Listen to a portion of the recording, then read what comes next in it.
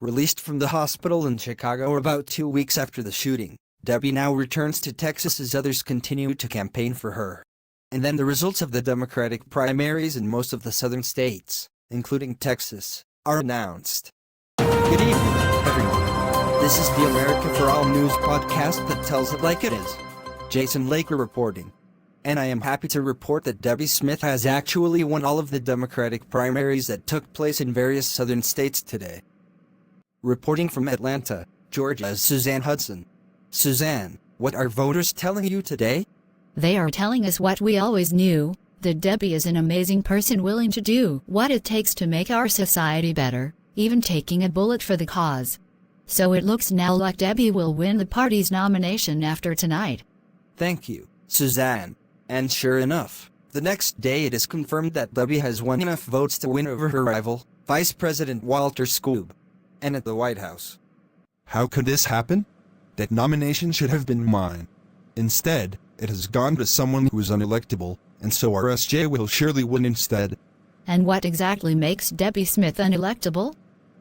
Because she is a lesbian and an atheist. 50 years ago, sexism in America made it impossible for a woman to win the presidency even against someone as terrible as Donald Trump.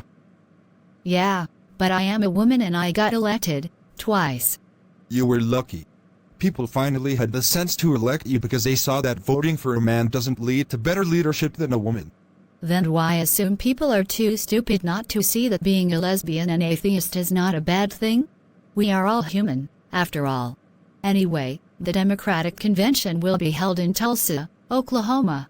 I expect you to be there and to be a good sport about what happens there.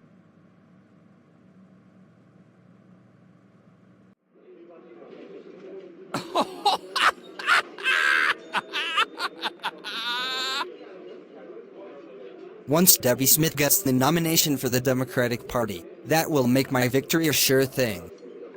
How can you be sure of that, Bruce? Think about it, Daniel. Even if people say they are tolerant of lesbians and atheists in our society, it is another matter to allow an atheist or lesbian to actually rule over them.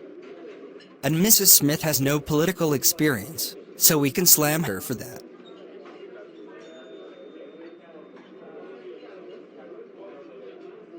That hypocrite. He has no political experience either, but I know for a fact that Debbie Smith has fought for humanity in 2 interplanetary wars, something Scumbag has never done. Debbie even helped save my life in the Second War. I may be a lifelong Republican, but this is enough to make me switch sides.